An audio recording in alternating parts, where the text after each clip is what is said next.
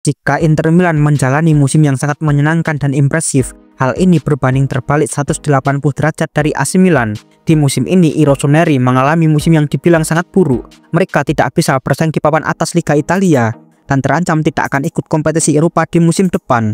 Lebih parahnya lagi, mereka sudah menghabiskan dana yang tidak sedikit untuk mendatangkan pemain dan pelatih yang baru. Terbaru, mereka juga kalah di final Coppa Italia oleh klub yang sebenarnya tidak diunggulkan, sekaligus membuktikan jika AC Milan telah salah membuang pemain. Bagaimana ceritanya? Bagi para penggemar sepak bola, jangan lupa like dan subscribe. Sebuah klub sepak bola itu seperti roda, tidak semua selalu berada di atas, terkadang juga harus turun ke bawah, seperti halnya yang dialami oleh AC Milan.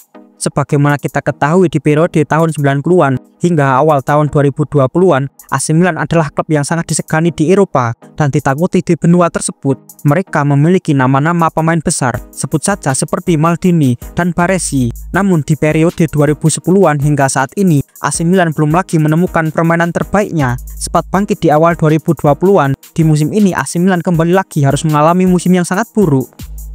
AC Milan tak mampu bersaing di semua kompetisi pada musim ini. Di Liga Champions mereka harus kalah di playoff 16 besar saat melawan Feyenoord Rotterdam. Di Liga Italia, AC Milan juga tampil inkonsistensi dan harus berada di luar zona Eropa atau tepatnya di papan tengah. Satu-satunya peluang mereka meraih juara adalah menjadi juara Coppa Italia. AC Milan sempat menjadi favorit setelah tampil sangat baik di Coppa Italia.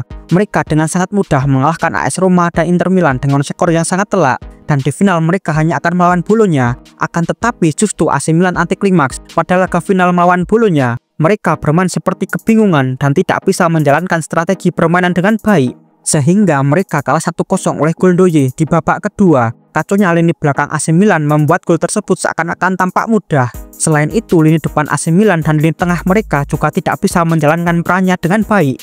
Bahkan ini juga terlihat dalam statistik pertandingan, di mana AC Milan kalah telak dengan Bolonya. Lebih buruknya lagi, padahal 3 hari sebelum pertandingan ini, AC Milan bisa dengan mudah mengalahkan Bolonya dengan skor 3-1. Sungguh permainan yang sangat anti klimaks oleh AC Milan.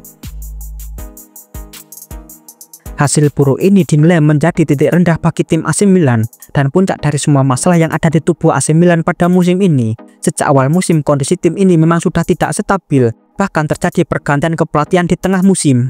Awal mula mengganti pelatih karena saat itu dinilai sang pelatih lama tidak mampu membuat kondusif di ruang ganti. AC Milan telah mengganti pelatih. Milan setelah mengganti pelatih sebenarnya memiliki harapan untuk bangkit karena bisa menjadi juara Super Coppa Italia. Tetapi sayangnya tidak demikian. AC Milan terus mengalami hasil yang buruk. Mereka tersingkir dari Liga Champions dan bahkan turun hingga posisi ke-10 di Serie A karena hasil negatif permainan mereka. AC Milan di awal musim dan pertengahan musim melakukan belanja yang besar untuk membeli beberapa pemain. Mereka menghabiskan total dana hampir 120 juta dolar untuk transfer pemain. Tetapi apa yang diperoleh AC Milan tidak sebanding dengan pengeluaran biaya transfer. Yang menjadi faktor utama adalah manajemen AC Milan yang sangat buruk. Arahan dan tujuan dari manajemen untuk tim tidak jelas mau dibawa kemana. Pemain Milan sebenarnya juga tidak buruk, bahkan bisa dibilang menjadi salah satu yang terbaik di Liga Italia. Sayangnya strategi dari para pelatih kurang tepat dan Milan harus segera merombak tim jika tidak ingin bermain jelek lagi.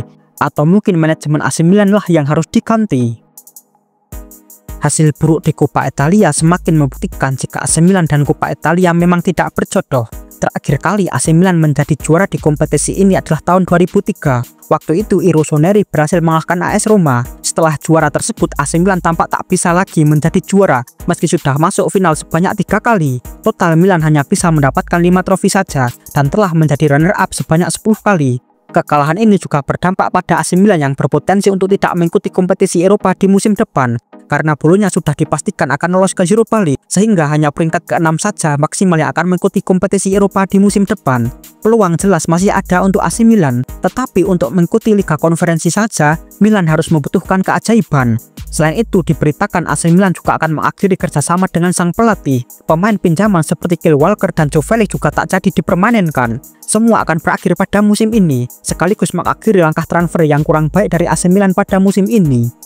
Kekalahan AC Milan juga sebagai bukti jika AC Milan telah salah membuang 2 pemainnya. Ya, pemain tersebut adalah Tommaso Pobega dan David Calabria. Mereka dipinjamkan AC Milan ke Bolonya. Pobega menjadi salah satu pemain yang tidak diinginkan AC Milan di musim ini. Dia dinilai tidak cocok dengan strategi dari sang pelatih, sehingga ia dipinjamkan ke Bolonya. Bersama bulunya Popica tampil bagus dan menjadi bagian dari kesuksesan bulunya di musim ini. Calabria juga membuktikan jika AC Milan telah membuat kesalahan dengan membuang dirinya.